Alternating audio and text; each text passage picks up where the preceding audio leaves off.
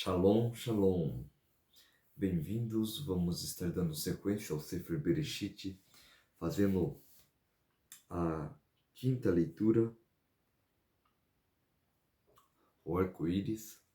Vamos tentar também trazer um pouco o Urash, então tentar também entender essa maravilhosa bênção que Hashem está nos concedendo através dessa porção.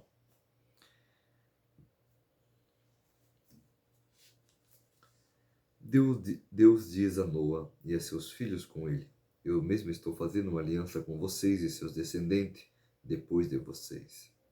Isso também inclui toda criatura que está com vocês, os pássaros, os gado e todos os animais da terra com vocês. Todos que deixaram a aliança, incluindo todo animal sobre a terra, eu farei a minha aliança com vocês. E toda a vida nunca mais será banida pelas águas de um dilúvio. Nunca mais haverá um dilúvio para destruir a terra. Deus disse: esse é um sinal em que eu estou estabelecendo para a aliança entre mim e vocês, e toda criatura viva que está com vocês, para gerações eternas. Coloquei meu arco-íris nas nuvens e ele será um sinal de aliança entre mim e a terra. Quando eu trouxer nuvens sobre a terra, o arco-íris será visto entre as nuvens. Eu então recordarei da aliança que existe entre mim e vocês. E toda alma viva em toda a carne e as águas do dilúvio não mais destruirão toda a carne.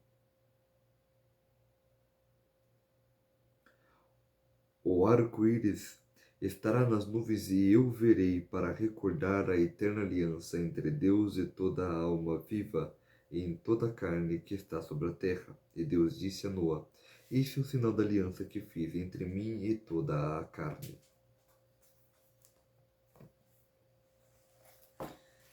Bem, é uma paraxá muito profunda que tem muito a ver com o momento que nós estamos vivendo. Estamos vivendo um momento realmente delicado, um momento de grande apreensão, um momento que nós estamos realizando muita reza para que seja o que for que esteja acontecendo, que seja algo bom. Justamente alguns rumores se levantaram sobre nós estarmos não em Gog e Magog, mas que esse momento que nós estamos vivendo é o portão para Gog e Magog. Isso também significa a presença de Mashiach, poder já está em nosso meio, ou até quem sabe, só,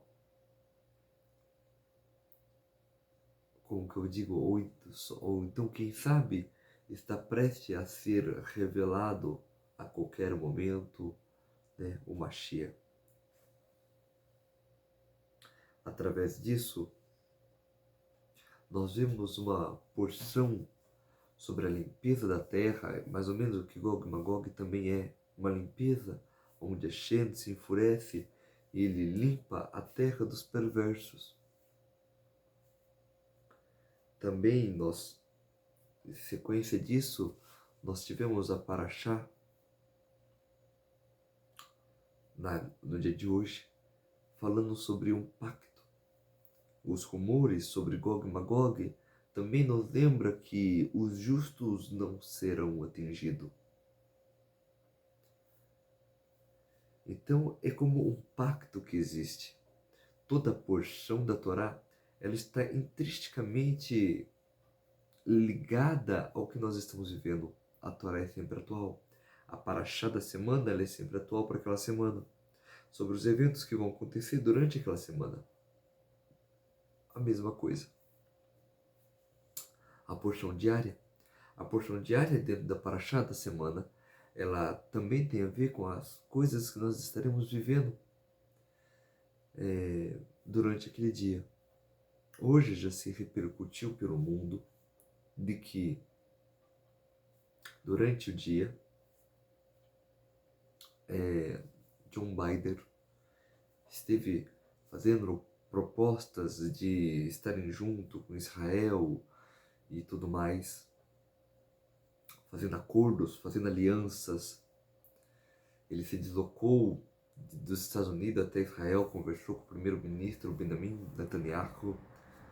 E nós vemos que a leitura de hoje também está falando sobre alianças, sobre acordos, esses rumores que está falando que Gog e Magog, esse pacto que Hashem tem de que Mashiach ben Yosef pode aparecer então a qualquer momento, Mashiach ben David pode se revelar. E veja, nós temos muita esperança através de coisas que são prometidas de uma forma, de um pacto que vão acontecer obrigatoriamente na história humana. E na leitura dessa paraxá, nós também estamos falando sobre o mesmo assunto. Então sempre a leitura diária, ela tem a ver também, e por isso é tão importante, ela tem a ver justamente com aquilo que nós vamos viver durante o dia. De certa forma, nós somos proibidos de consultar videntes, consultar pessoas que veem o futuro e outras coisas assim. Porque nós estaríamos diminuindo nosso livre-arbítrio. Porém, quando nós lemos a Torá, nós fazemos a mesma coisa. Porém, a Torá, ela não diminui o nosso livre-arbítrio. Ela não estipula o caminho pré-determinado. Ela simplesmente renova as nossas forças para nós procurar o bom caminho. E esse é justamente o motivo da leitura da Torá ser diária. É claro que nós lemos a Torá também para engrandecer, elogiar e homenagear a Hashem. Mas também nós lemos para saber quais são as ferramentas que nós vamos precisar naquele dia. E que nos segredos da porção diária também vão ter contido não só as ferramentas que nós vamos utilizar, mas também todas as armas necessárias que nós precisamos para ter uma vitória naquele dia perfeita. Algo que seja incontestável. Se nós só sabermos usar bem essas ferramentas, obviamente.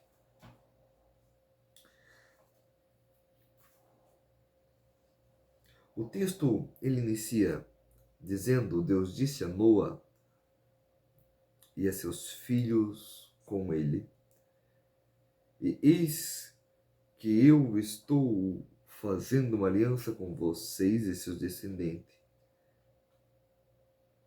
depois de você. E eis que eu estou. Aqui Urashi nos ensina assim: concordo contigo, pois Noa estava preocupado e temia procriar até que Deus prometeu-lhe que nunca iria destruir o mundo novamente. E assim ele fez. E no final ele disse a Noa: eis que eu concordo em fazer uma confirmação de fortalecimento do pacto da minha promessa, e eu vou dar-lhe um sinal. Tarumá, Bober, Noa 17. E com todas as criaturas vivas e com vivas que está com você, os pássaros e todos os animais da terra são os que andam com as pessoas, os animais domésticos.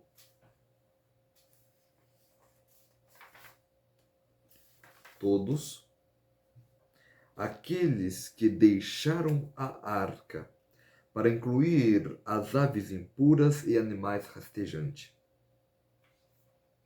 Todas as criaturas vivas sobre a terra, para incluir os demônios que estavam incluídos no texto anterior de todo ser vivente que está com você, uma vez que eles não andam como os seres humanos. Então, aqui nós temos algumas lições importantes sobre os habitantes daquela arca. Numa dos comentários que eu tinha feito sobre o Midrash, eu tinha trazido também que o Midrash conta que Og, rei de Bassan, futuramente rei de Barsã, aquele que Moshe derrubou, ele era um Nephilim que ficou agarrado na arca do lado de fora, e Noa o alimentou, já que ele conseguiu sobreviver agarrado do lado de fora. Mas agora o Rashi está nos revelando sobre outros seres que também estavam com ele na arca.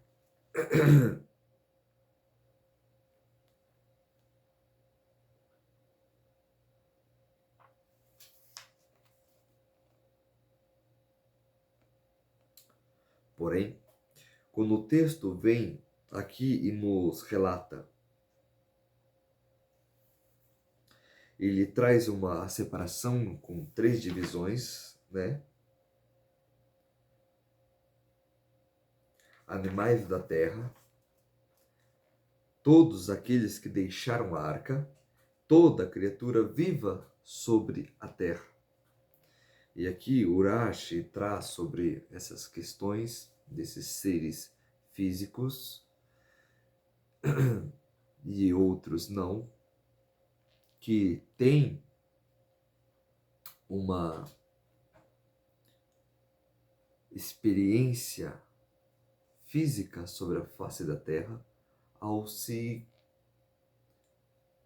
mover também no nosso mundo.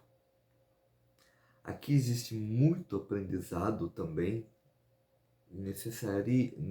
seria uma necessidade de se aprofundar nesse tema em particular, para poder também trazer mais sobre esse assunto. O texto continua dizendo assim: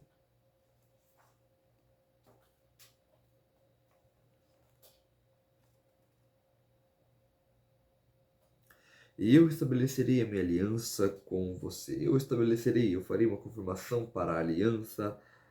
E qual será a confirmação? O arco-íris. Isso conforme conclui no verso 13.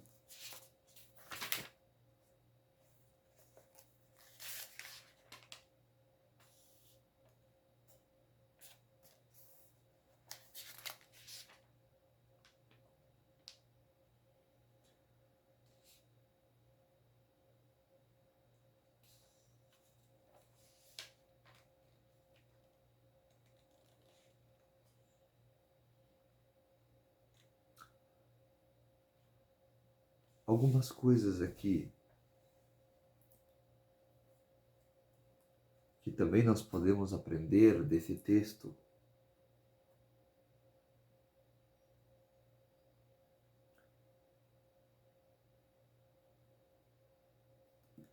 Quando o texto fala no verso 9, capítulo 9, verso 4, criaturas que ainda está viva, podemos também ler carne cujo sangue está em sua alma.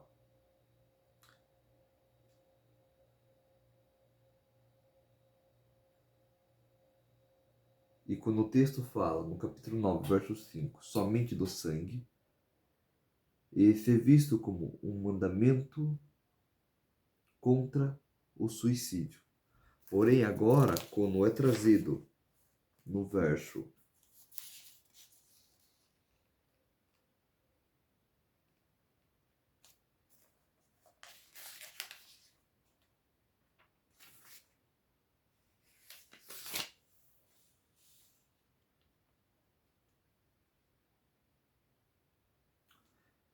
e todos os animais da terra com você, todos que deixaram a arca, incluindo animais sobre a terra, todos que deixaram a arca, incluindo todo animal sobre a terra.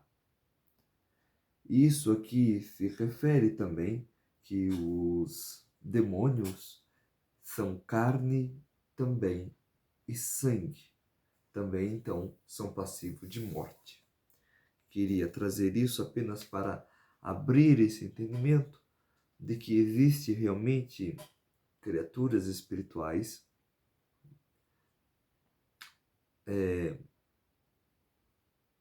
como os Shindalit, para não precisar pronunciar seus nomes.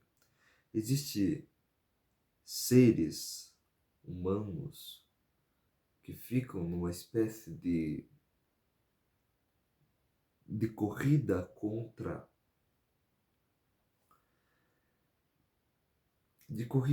contra forças angelicais que o fazem mover de um lado ao outro do mundo. Isso é chamado de Kafakela.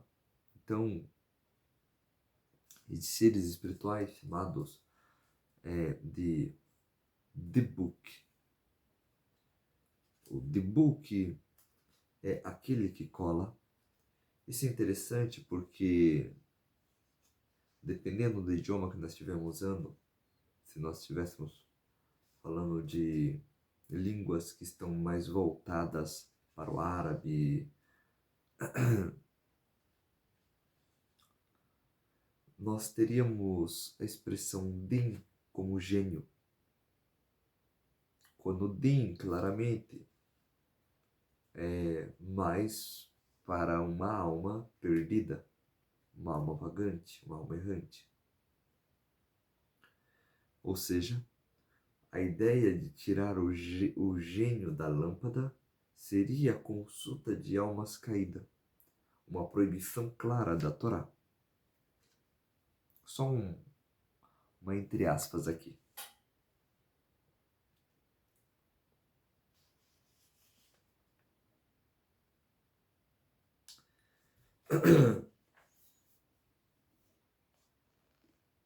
Deus disse: este é o sinal da aliança que eu estou estabelecendo entre mim e você e todas as criaturas vivas que está com você para gerações eternas.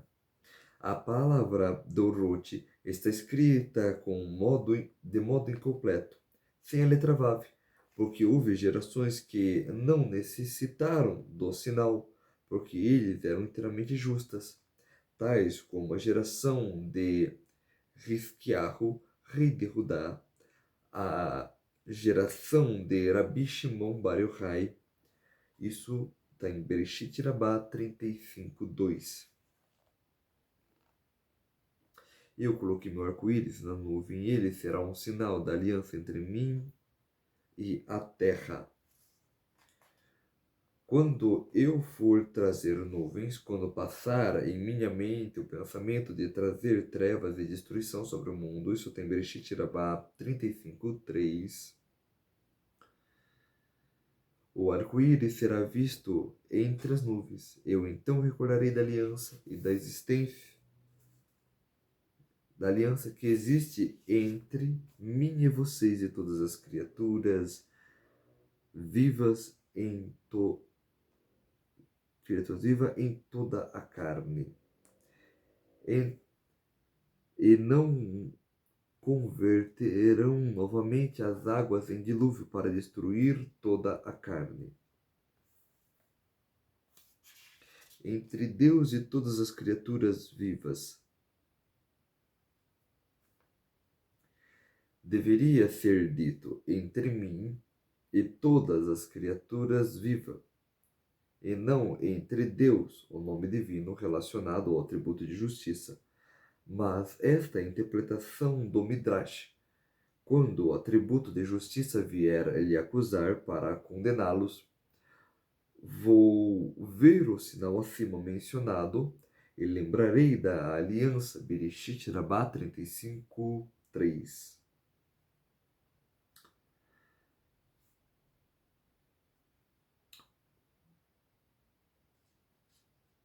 Deus disse a Noah: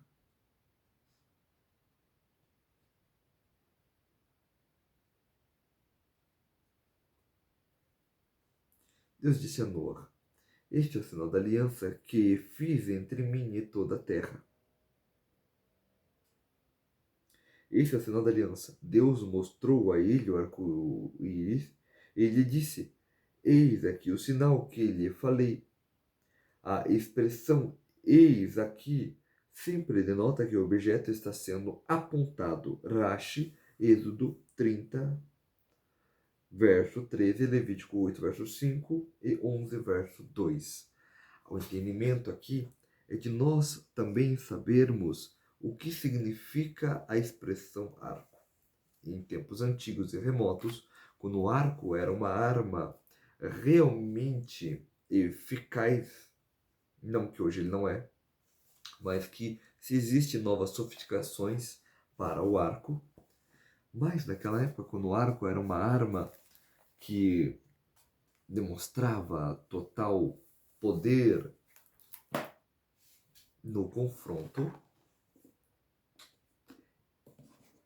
existia uma forma de as pessoas pedirem a rendição durante uma guerra e anunciarem que, na verdade, elas estavam em paz.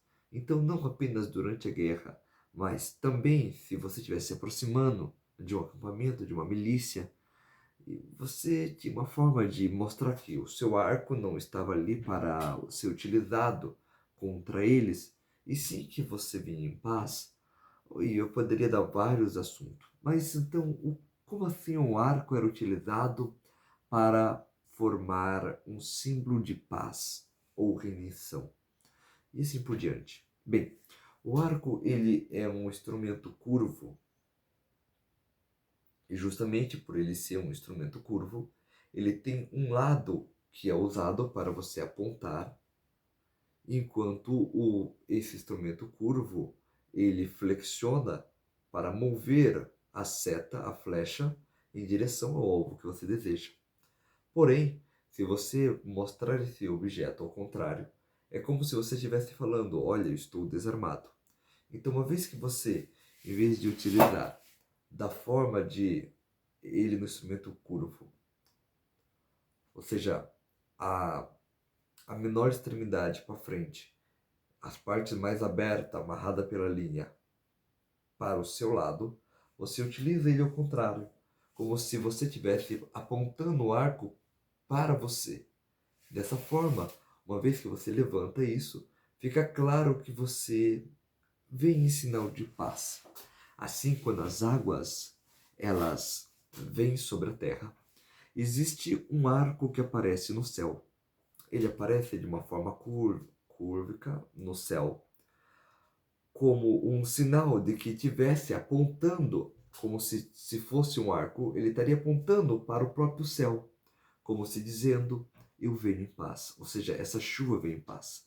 Por isso, Urashi nos ensina que Hashem mostra o arco-íris para Noa, mostrando também essa explicação: essa chuva vem em paz, não tenho através dela a intenção de causar um dilúvio. E esse é o sinal que é representado como um sinal de paz até os dias de hoje. Porém, são sete arcos, porque são sobre 7 leis que a humanidade está firmemente estabelecida e sobre elas que o dilúvio não volta à Terra. Mesmo que esse arco ele não existisse, seria a transgressão dessas 7 mitzvot, dessas 7 leis, que fariam com que realmente o dilúvio viesse. Como na vez passada, quando existia apenas 6 leis, a humanidade não tinha ainda a lei de não comerás membro de um animal vivo, parte de um animal vivo. Com Noa, Hashem acrescenta um novo arco, e dessa forma, formando então as 7 cores do arco-íris.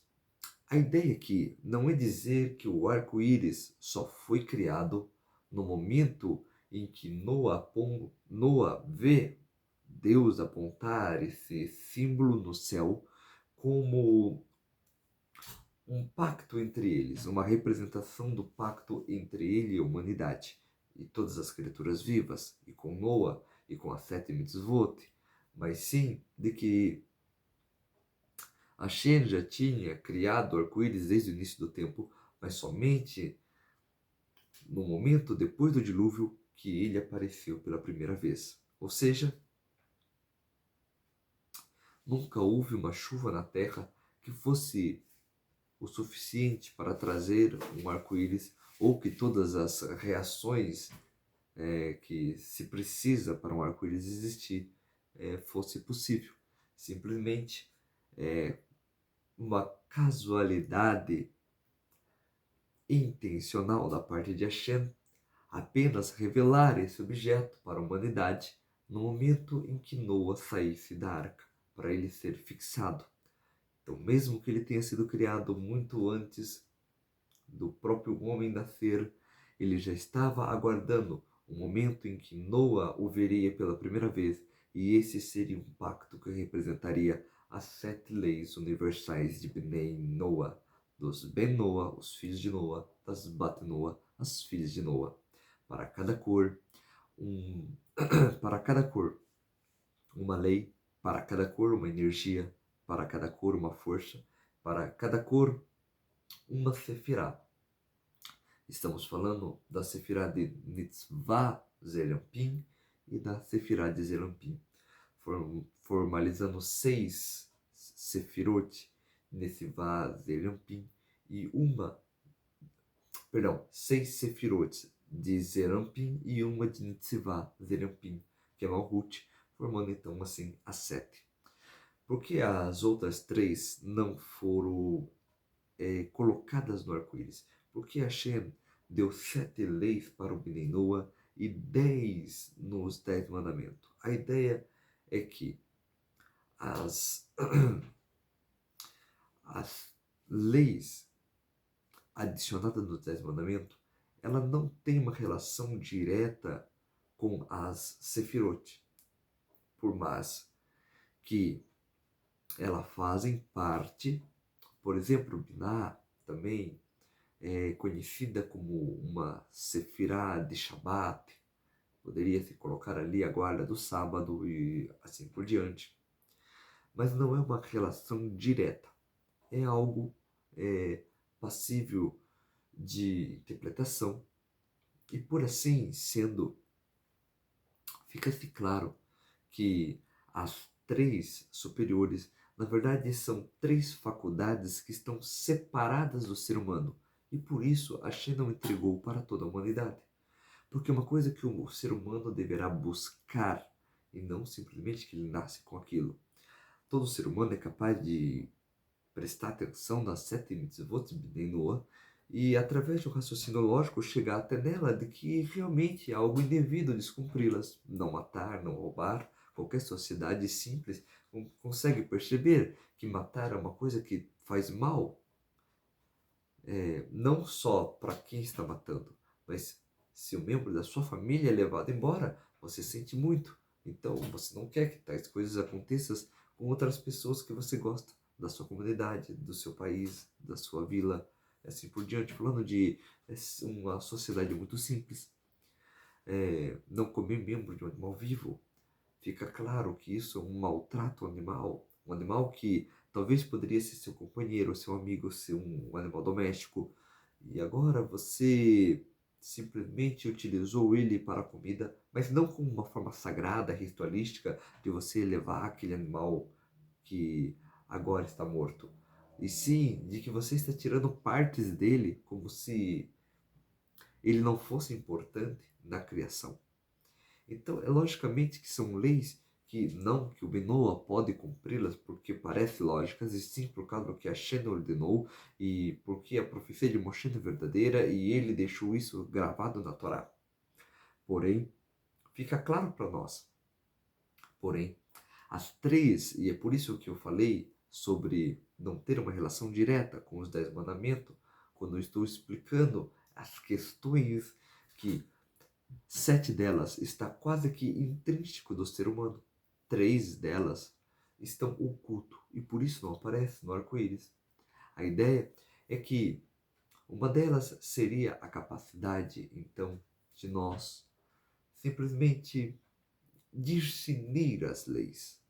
É algo que está mais, a busca pela sabedoria. Essa seria Binah. Chokhmah, então, seria um insight. O insight, a presença divina, aquilo que faz você se movimentar de uma forma além da lei, acima dela. E Keter Keter claramente seria Hashem, então, entregar para você, né, auxílios e ajuda por inspiração divina, de uma forma muito clara, muito revelada, em sonhos e outras coisas, para que você possa se desenvolver.